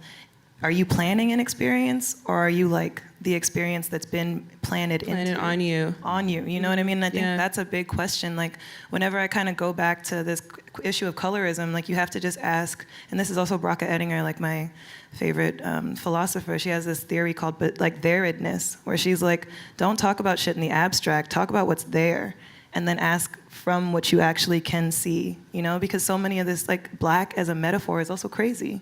Like, we're not black. That's black. You know? White people aren't white. That's white. Like, it's like there's still so many ways where... Even though, when I hit the continent, I have seen some black.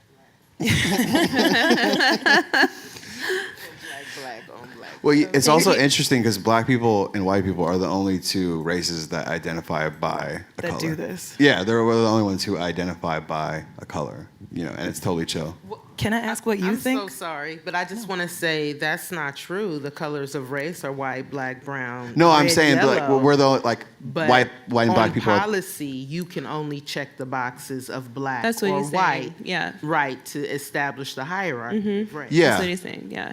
What do you think? I think black art comes from the body of someone who identifies as That's someone fine. of African descent, no matter what the genre is that they participate in.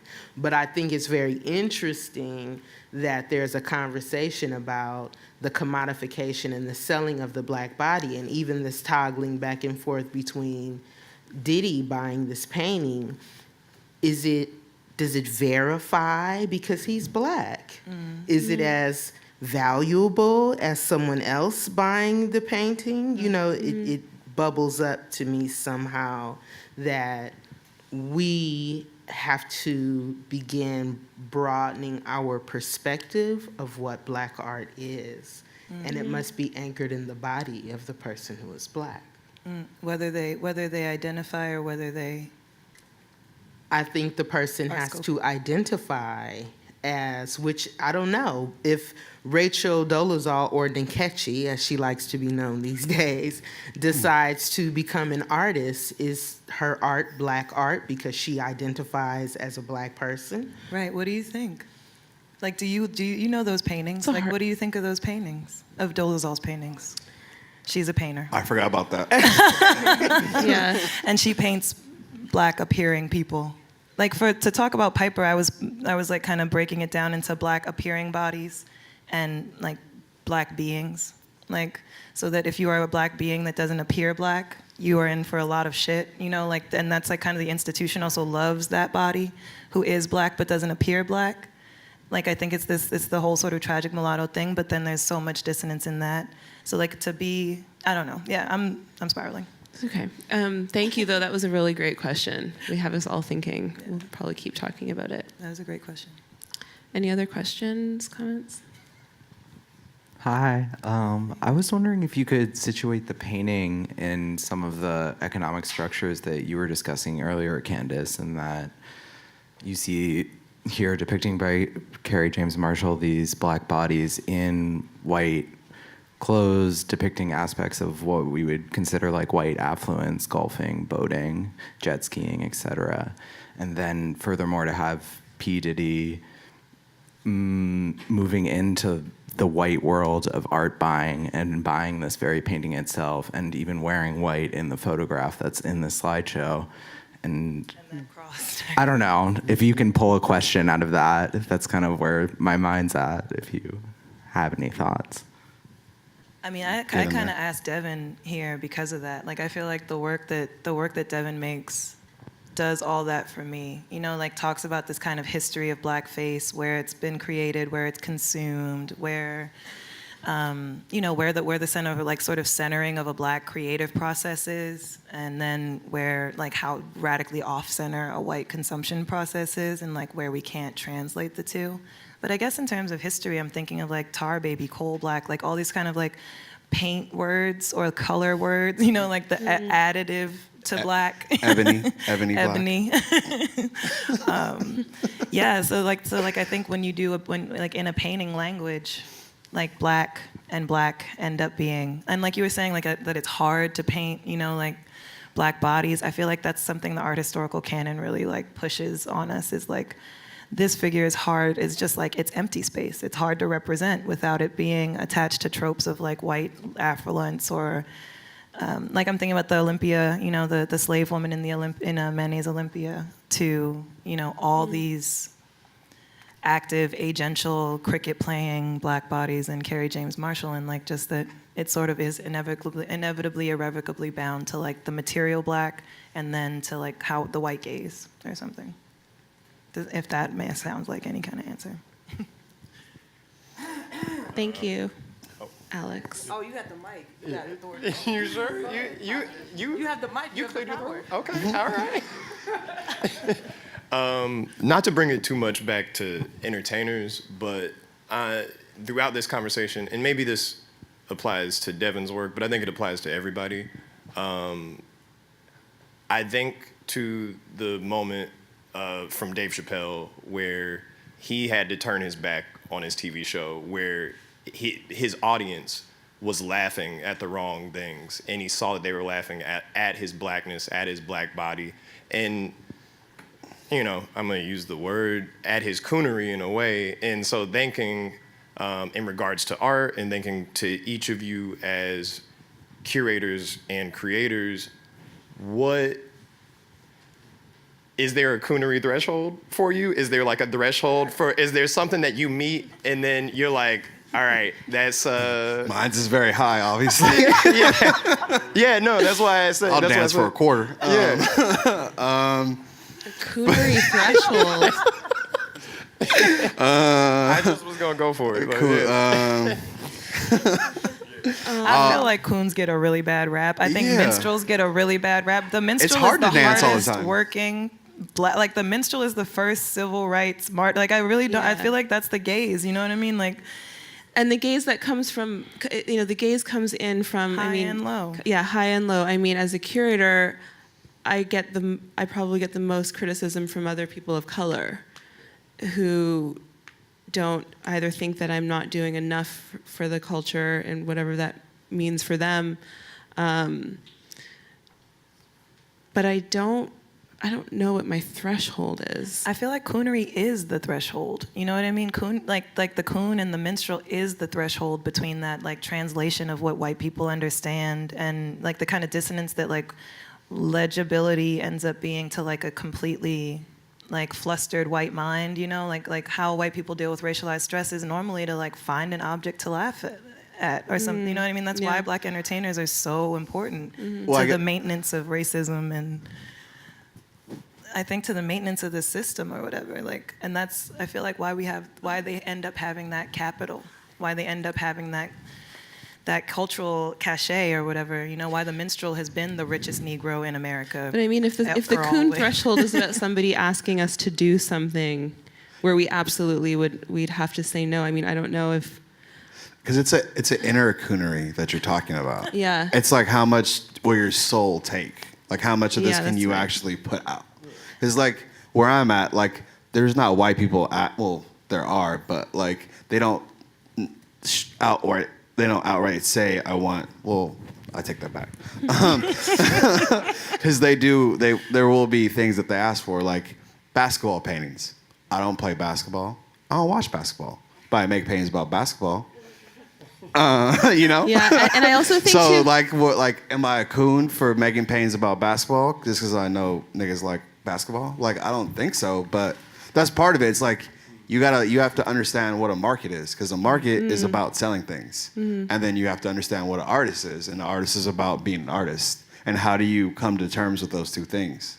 Yeah. You know, because it's like you're gonna sell stuff, and then you're gonna be you, and then there's gonna be some type of overlap with those two things. And I think that the like inner coon. It sounds weird to say that word. No, I kind of like it. I kind of like it too. The more I say it and hear it, but Next group remembering show. everybody who is not the majority race in the room, whatever kind of life experience you had, you have been exercising your inner coon the whole time because you're always sort of dancing around other people's expectations and the majority of what's around you.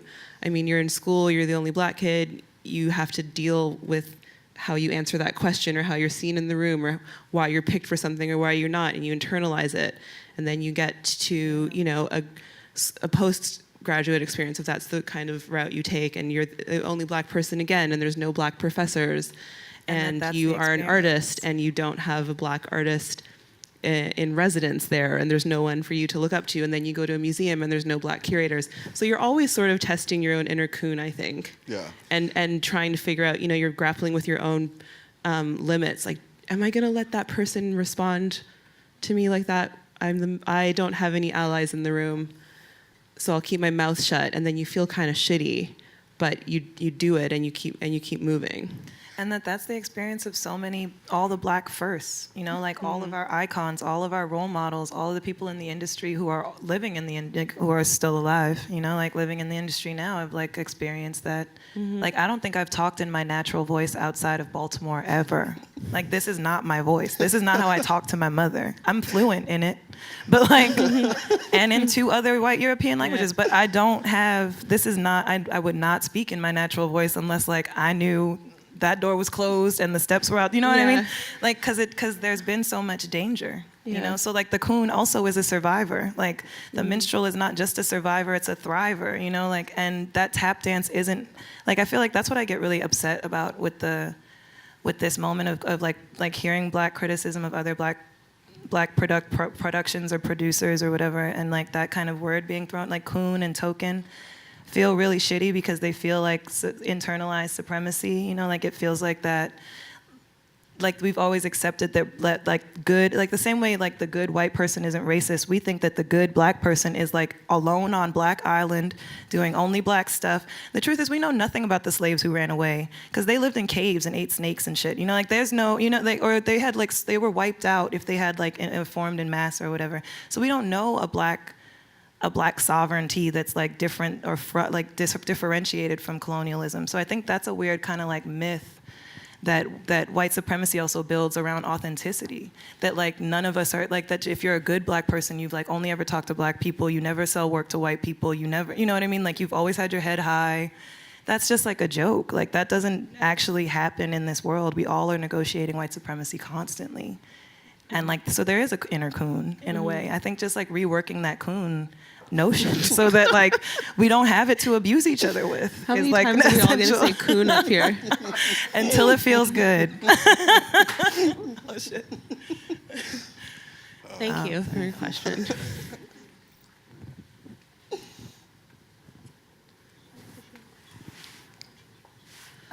I guess just kind of as an extension of that almost, I am wondering just what your relationship is to trust for each of you and the way that you make your work and maybe kind of just the conversations that you have as you're like preparing to make a work or, curate a show, or just what, like, do you feel like you can trust your general audiences? Because obviously, as we've talked about, you're moving through spaces that are not designed for you or with you in mind, right? So just wondering. Well, I don't think initially when you're making or putting together a show that you're not initially thinking of like how much you trust the viewer, because you can't really trust the viewer because you don't know who the viewer is, so how could you trust the viewer in any kind of way? Sorry, I don't want to interrupt. I think someone just dropped their phone. Oh, Whitney. Oh, okay. Okay. All right. Sorry. Oh, okay. She was trying to duck out. Somebody else dropped the phone. All right. Sorry. Oh, damn it. Sorry. I forgot where I was going with that one. I'm sorry, Devin. It's okay. You don't trust the viewer because you don't know who's coming to view the work, so you kind of have to kind of like make with like kind of casting a blanket out of you don't really know exactly what, you don't know exactly who you're making this for. But you're just making it because you feel there needs this image or whatever has to be out in the world, and all the ideas of like how it's exhibited and how it's going to be experienced by the viewer comes a little bit later than the inception of the idea of like what it is you want to make, because what you make and then how it's displayed are always like, it's always in, it's always, they're never in conjunction with each other. So. That's interesting, because as the curator, that's exactly my point with people who have been given a role of this sort of, I'll call it the gatekeeper to the display. Someone has to choose to put your works in a show.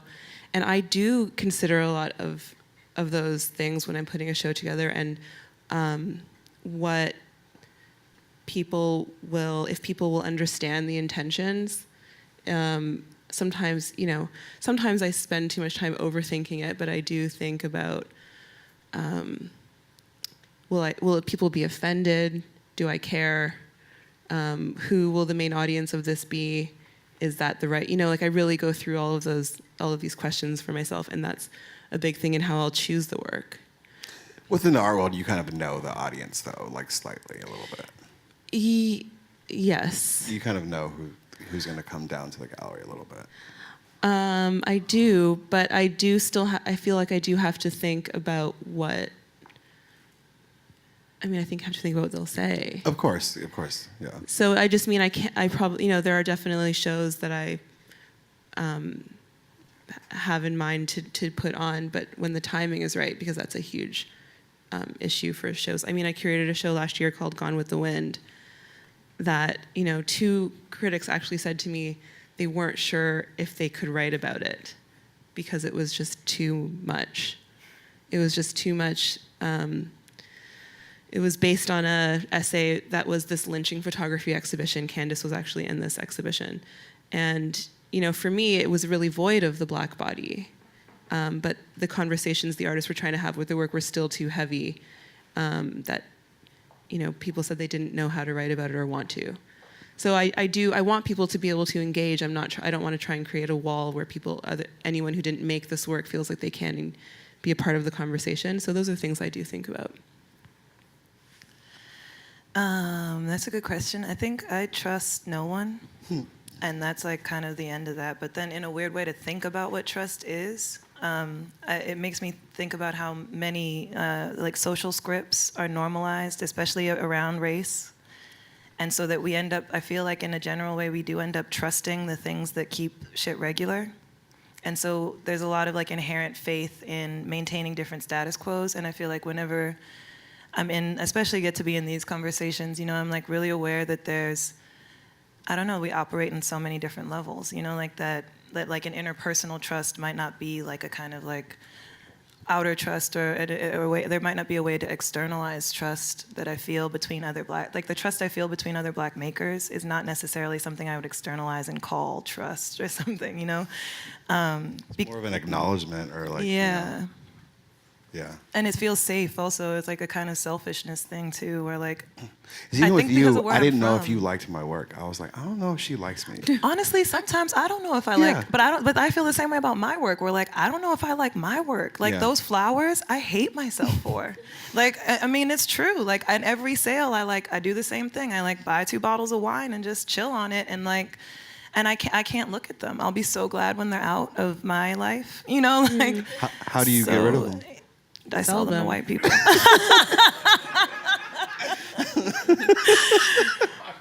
Check. It's fucked, yeah. It's interesting because it's like, yeah, this idea of trust is like I think reworking in a lot of these conversations where we need to go is in those places where we don't feel trust. Like that's where the translation work is needed, Those places where we like really don't trust each other, where we're really sus of each other as black people, towards one another. I think those are the places where we have to go, is where there's no trust. Like Bracha Ettinger says, like kind of like 2 subjectivities moving towards the unknown together is the only thing that puts the patriarchy in danger. So like for me, that's like the thing is like I feel like moving towards interest with other, like in some sort of, I don't want to say safe space, but yeah, just like to move towards the non-trust, to move towards the hard parts or something is important.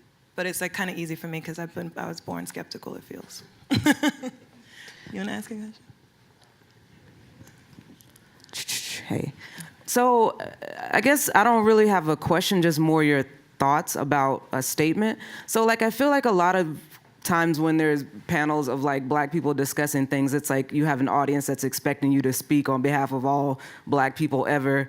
And like you in and of yourself have like the history, especially if you're an American Black person, like you have to grapple with that while at the same time trying to exist and move forward. And I'm kind of wondering what your thoughts on like Black people being multifaceted or like multi-potentialed, as opposed to I'm always my history, or always having to renegotiate like that, plus me being whatever I want to be, wherever I want to be it, whenever I want to be it. And I guess I'm wondering like what do you see as like the future? We're talking about like potentiality and talking about like postmodernism or something after the fact. So like even the question of like talking about Diddy being a person who is like trying to legitimize Black art, while that has kind of like oh, is it just a nigga like buying some art and now he looks better because he bought some stuff, but like not knowing all the other kind of complexities around them building something that will shift another paradigm. So like what are your thoughts on that and about us talking about Blackness? I mean, maybe just from your perspective, since you can't talk for all Black people, but like about the potential of Blackness instead of like, this is what Blackness is. So like trying to like say like, oh, people are golfing and that's for white people. It's like, why, if I want to golf, why can't I go hit a ball? You know what I mean? Like there's also like this thing that seems to be like, we can only imagine ourselves as a certain thing, which to me is like very problematic, or people can only imagine us as a history or what we have been, instead of like a being that can be and do like whatever. And then just like really quick too, something to reference. I read In the Wake by Christina Sharp, and it like blew my shit out of the water, because she was talking about the word wake, and she like just broke down that term in all the ways that you can like make it ambiguous, disambiguous, whatever. And I was really fascinated. She was talking about Black death in her family, but she made a statement about Blackness instead of trying to like go back and forth and like go with this question of like what's Blackness and trying to define it. I mean, and we're creatures that want to define shit because it makes it easier for us to exist instead of not knowing something. It's like, instead of you knowing me as the Black girl with big earrings and I'm loud and I have a big butt and maybe I can twerk, it's like, what about all the other things that I have the potential to do, but that definition is concise and it makes it easy for you to digest me, which kind of goes back to commodification, all the stuff you were talking about. So like, what are your thoughts on like the expansion of beings, maybe not even just Black beings, but like why can't beings just continue to kind of have offshoots and be multi-centered, right? Like I'm this and I'm also that and I'm also that and I exist at the intersection of that and that, right? Yeah. I mean, I think they can. I think that's I'll speak for myself, but I think for me that's the problem with this moment, is that it's defined by this one idea of a Black experience, which is this trouble that I think we've tried to show with imagery of, you know, what people who are not Black see as Black, what Blackness is for people who are not Black. But I think, you know, that doesn't mean that that doesn't mean that I define my Blackness by particular stereotypes, or that I feel I need to curate shows by all artists of color by any means, or that I need to do only panels to talk about Blackness. But I guess it's part of how your identity is formed, by it's projected onto you. And this idea of the Black experience is often projected onto Black people as well, of what the expectation of the Black experience is. But I think that people can and should explore other, I mean, you should do what you want. Essentially. I mean, that's the danger, I think, of like that's the precarious position of the Black image maker, and the danger of like the image production in general is just like a sign of any kind, a symbol of any kind, is a flattening of like the severality of human experience. So like what I find really complex and like really hard to negotiate in making images with Black bodies or representing Black bodies in general is that it's like, it feels to me like the kind of propaganda that ends up limiting in a real way, like a kind of infrastructure, you know, like that supports Black life. So like if in a like if the ghetto or whatever becomes the authentic image, and then we export that image, and or no, white industries that have captured that kind of like capture that imaging, like export that image of us, and we learn from those images, then like yes, actually it's actually true. Like we don't all play like it is a white person thing then. You know what I mean? Like golf is a white, because Black people will be socialized to only gangbang from 6 to, and I think that does end up happening. You know, like I think we end up like learning cultural norms and our social cues from images and from movies especially. And I think you can see the control over Black demographics and Black populations that has been like, I think there's so much propaganda, negative propaganda, that has been used to control us and consistently used to control us and to make sure that we don't actually have multifaceted lives. So in a weird way, it goes like, it's just the propaganda thing again too, I think, where like, I think we have to look deeper at these images and their authors and their content. And I don't know. I would say, going back to the idea of just like when you make some type of image and you put it out in the world, and especially if you're a person of color, you don't. It's really hard to try to figure out what the response is, or to even try to like wrap your mind about what the response is going to be, because it's like dealing with something like, you know, since I deal with blackface a lot, and I kind of see it more as signage, like Candis was saying, like a signage of like, kind of like where Black people have come from and like where we're at today. So trying to figure out like anything about how things are gonna like kind of be received is, I don't think I've ever thought that far about how it's gonna be received off the bat, because it's just hard making work for people that have been so disheartened by like by imagery itself. You know, like imagery was used to like hurt Black people, and like language is used to hurt Black people. So then when you go back and try to kind of take it, re-own it, and like repackage it and bring it back to an audience as this new thing that you feel is like kind of like, now, you know, the Black image is going to work for Black people instead of against Black people. You don't know how every other Black person is going to take that imagery. So it's so hard to try to like make work for like an audience and then make work for the audience you have. You know, it's like, because like the audience you kind of want to maybe reach is not maybe the audience that you have. And so trying to figure that out is always. I feel like the audience we want to reach is like not yet born. Yeah. You know, it's like mythic almost. And I think we have time for one more question. Yeah, I was just curious if you feel like the audience that you're trying to reach isn't in the spaces that you are currently, who you're making your art for right now, then. I make art for myself. I'm not a person unless I'm doing it. Who do you make art for? There's a lot of things I want to say, but I'm not gonna say it. But I make art for. It sounds so corny. I make art for you. I make art for everyone, but I don't know if I make it for myself anymore though. I feel like it's a little bit different once you get to the point of not saying that we're at like we're both like mid-career artists, but I feel once you get to a certain status like Kerry James Marshall and you're making these kind of huge works that, you know, other big Black or African American, you know, signifiers of the culture start kind of buying your work.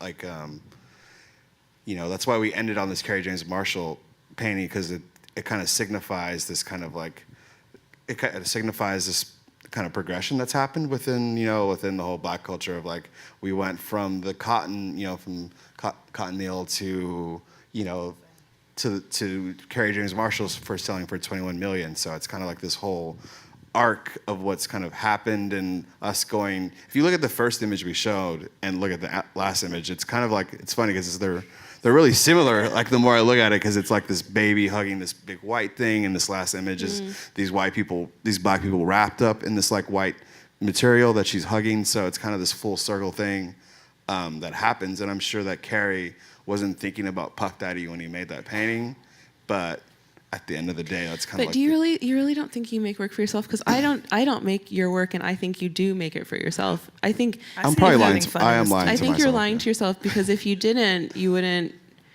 And this is just someone who knows your practice. You know, I don't think you would be making Reggie Ross or, you know, the worst witch. I mean, are you making Reggie Ross for your white collectors? I mean, that feels like Devin to me. But I mean, I'm answering for you. I had to leave a white collector to make that piece. Or a white dealer, sorry. I think, I'm not sure. Are we okay for time? Does anyone have is there like a signal for me from anyone? Claudia?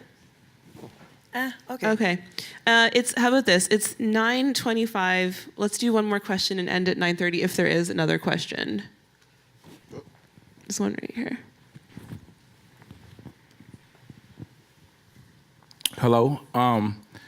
So mine is kind of like a question, but also adding to other questions and maybe to the panel. You know, thinking about like Black, right? And how it is more like a body experience amongst like audience. Can we talk about the outer body experience and how prolific that can be? And sometimes the different tiers of Blackness, right? From like pain to like success to certain sophistication, like maybe at a street level or at a college level or as a regular person or average person in society. You know what I mean? Like, can we kind of talk about that just for a second, or maybe hear like your thoughts on that? Can you tell me what you mean by the outer body experience? Like more spiritual. You know, when for instance, when Carrie James Marshall might have been painting that, you know, like the symbolism of them wearing white, you know, and something with the Diddy thing wearing white, when somebody said something about that. And he had a cross on, he had a cross on his ear.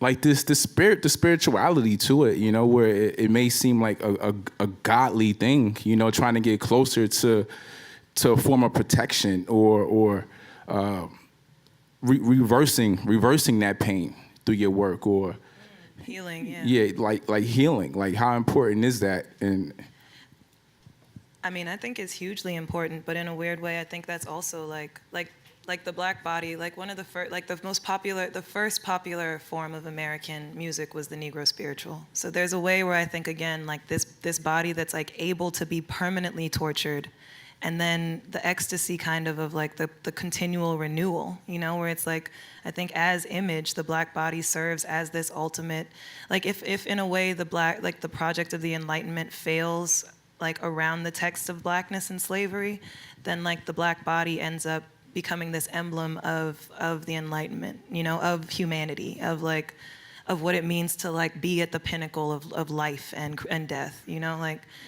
And in a way, it's like, I feel like that's the magic, that's the word switch. That's this like alchemy of Blackness, is that we're constantly dying to show everyone how to live free. You know, like we're constantly dying in chains to see everyone live free.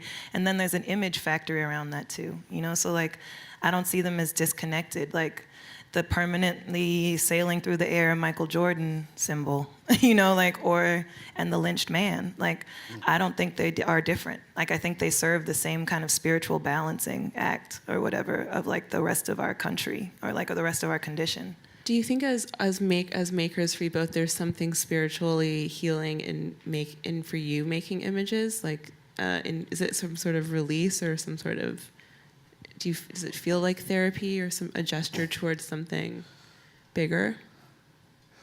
Well, I mean, for me, I guess it's like a lot of the spectacle aspects of being Black that I've come to like embrace and kind of bring into my work of like just what the idea of like, okay, just taking myself for how I'm maybe perceived, of like, you know, like earlier, like how much inner coon can you give out? I think, that's something that you outwardly project and you push onto people. So with my work, I feel at the end of it, when someone sees it and then maybe they feel a little uncomfortable or they don't really know how to engage with it, that's the best part of it for me, is like kind of building that kind of like dialogue about, is this okay?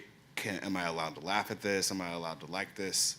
I mean, all these things kind of come in and out of like of that experience when the viewer comes and sees the work for the first time. So, but I'm not even there half the time when that happens. So, or most of the time when that happens. But you know that something like that is going to happen. Yeah, and that's kind of, you get a peace of mind, I guess, in some kind of way from knowing that like you may fuck up someone's day or disrupt their thinking, which is just a happy or a great kind of like offshoot of making images or making something and you put it out in the world, it's gonna like perpetually maybe change someone's mind about whatever it is you're making work about. So I guess there is some type of like euphoria that happens that when I hear someone get like tiptoey around a title or like get uncomfortable when they see something. It's cool because I had to be uncomfortable for a long time. So it's What about you, Candis? It's time for everyone to be uncomfortable. Oh my God. I feel like it's like the big A, little a art question for me, where like art with the big A, like the industry and like the culture and the canon, like I don't feel great about participating in this, but little a art, like art is process, like, is ultimately, like I don't think you can heal anything without understanding a structure, understanding a process, understanding material, and like little a art gives you all that. So for me, like the fetish plants because that was like one of the hardest, those are some of the hardest things I think I've ever made. And I still don't know how I feel about them, and they're very much on the market and very not talked about, so I feel like it's another kind of silencing thing too. Like there's a silent mandate to consume hypersexualized images of Black women that like, it goes back and forth. Like I feel like we have this degraded archive, or this archive of degradation, and then to use those images back to the Aunt Hester scream question. Like, is it therapeutic to reiterate, and then like to reiterate with agency, or is it therapeutic to like switch contexts? Is it therapeutic to like one of the smartest things a family member ever told me about dealing with like my father's abuse was like. Walking away is power. Like if you just walk away from it, that's power. Like if you walk away from it, do your own thing, close the door on it, like that's the power that will be taken from you in the exchange. And there's part of me that like keeps a hold of that, where I'm like, there can't be spiritual strivings within these dynamics or something, because there have to be first sociological, political, economic, just strivings or something before a healing process maybe. But or that they're essential to the healing process, and that the pictures of the march towards that are like maybe should be burned even once we get to that place. You know what I mean? Like I would dance around that fire, honestly. I would dance around the fire after, like post actual reparations, I would dance around the fire of all these images, of all these idols and all this history, like, but not before then. So I don't know, that's what I feel about healing. Like I don't think, like Horton Spiller says that no love can't mean anything if without freedom. So that's kind of what I feel about it. Like I don't feel like I know that this process ends up doubling as a healing process or feeling like some kind of like therapy because it is process. It's A to B, But I don't think that it will matter. I don't think any of our practices matter until like we're not primarily incarcerated, until we're free. Like until like the Black body is no longer subject in the real to like the things it is subject to, the oppression it's subject to. Thanks for coming. No.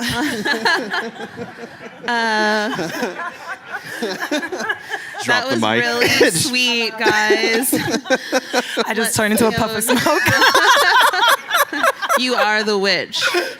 No, but for real, I love talking with both of you. So this was really great, and thank you all for coming. And until next time. Yeah, next February. Yeah, until next February. Stay Black. Thanks, guys.